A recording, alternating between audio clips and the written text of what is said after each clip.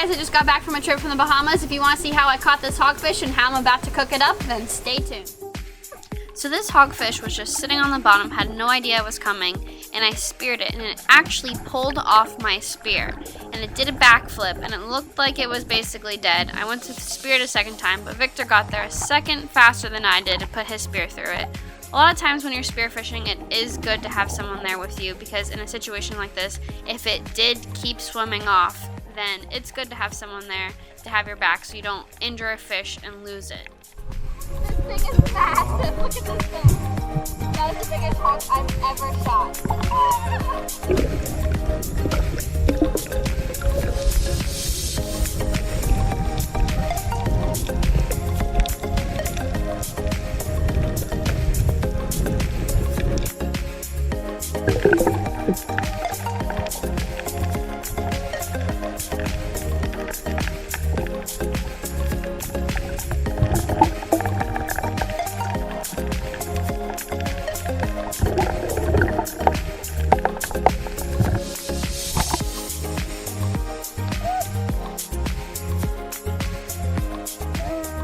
Now with this hogfish, it actually did the same thing the last one did, and when I speared it, it flipped out, spun around, and actually pulled off my spear once again.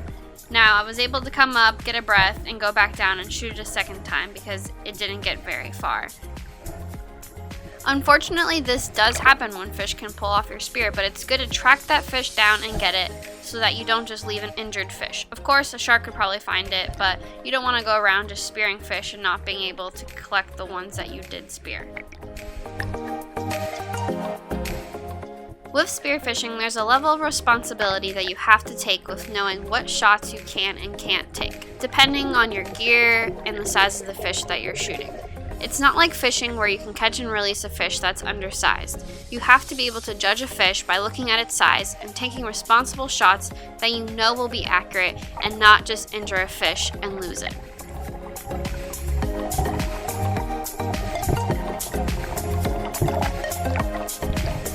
Good job, babe! Good job.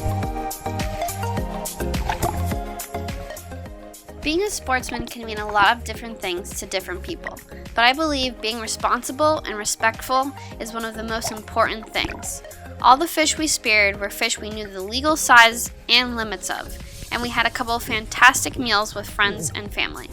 It's an amazing feeling to be able to enjoy an amazing sport like spearfishing and to share it with the ones you love.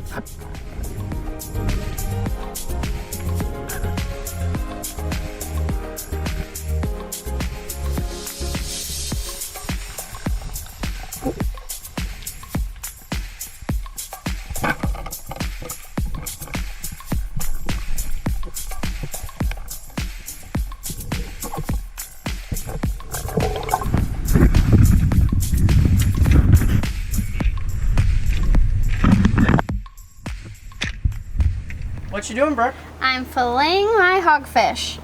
You gotta catch them, then you gotta clean them yourself too. You mean your boyfriend won't do it for you? You gotta do what you gotta do. This is a girl who actually does everything on her own. Shoots her own fish, cleans them, and then cooks them. Look at this fillet. Look how white that meat is. When you have really white meat, it's normally not fishy, and hogfish is not fishy whatsoever. It's a lot of people's favorite fish to eat because it's super flaky and it's just really, really good. You see this? Well, that's where somebody shot the fish. That's why there's that bloodline there. That somebody could have been you.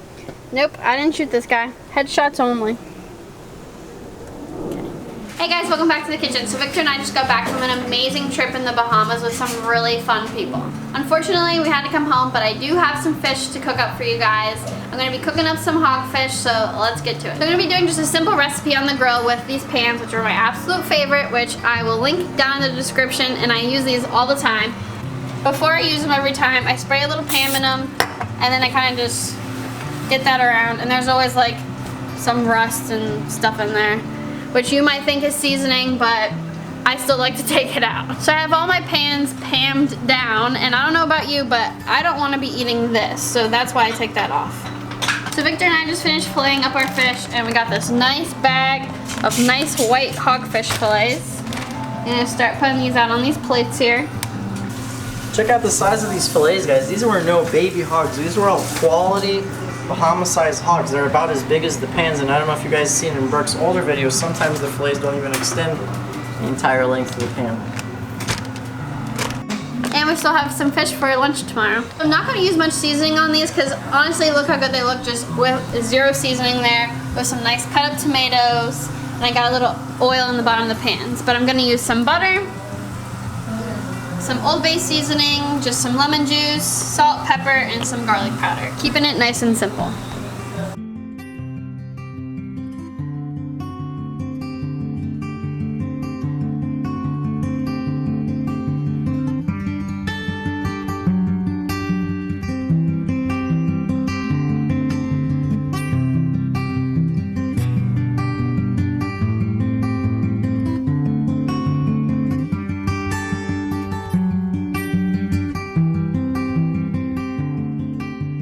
You can never go wrong with a little Old Bay. This stuff is really good on almost anything.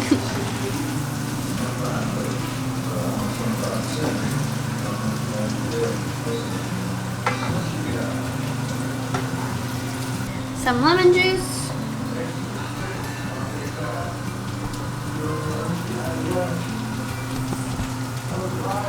Next, some butter slices.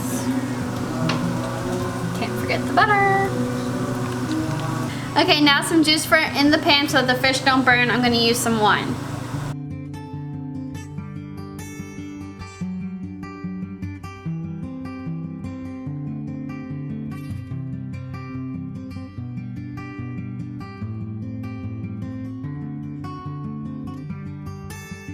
And then last, a little lemon garnish.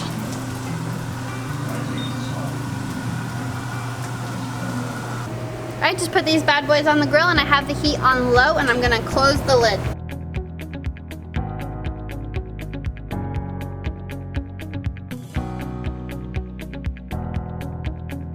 And we're serving our fish with some pierogies and onions and some squash and zucchini.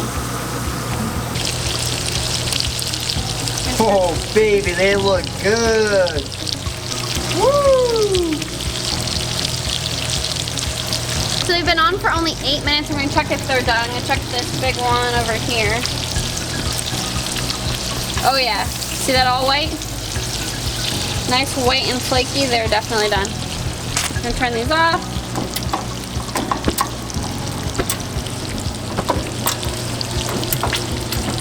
And we're going to start carrying them in on these pans.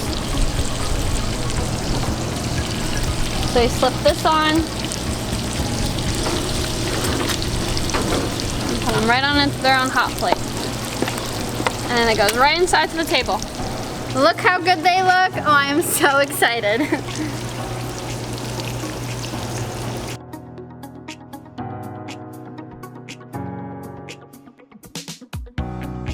So everyone, what do you think of the hogfish? Awesome. Delicious. Phenomenal. Woo! Hog snapper has always been one of my favorite fish. It's something you can't buy in a supermarket. You almost have to be a diver to get to enjoy it. Some people are tricky enough to catch it on hook and line.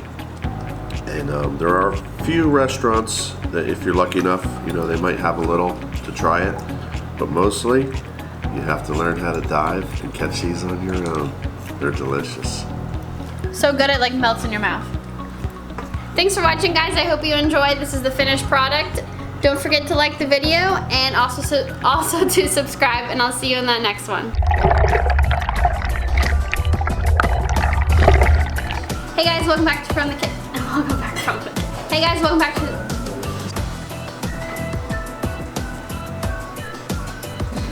Done. Lemon juice. I'd rather be using real lemons, but I don't have any of those, so we're going with Yeah, we just do. Okay, and now some like the video, don't forget. So this is the finished product. There's your blooper.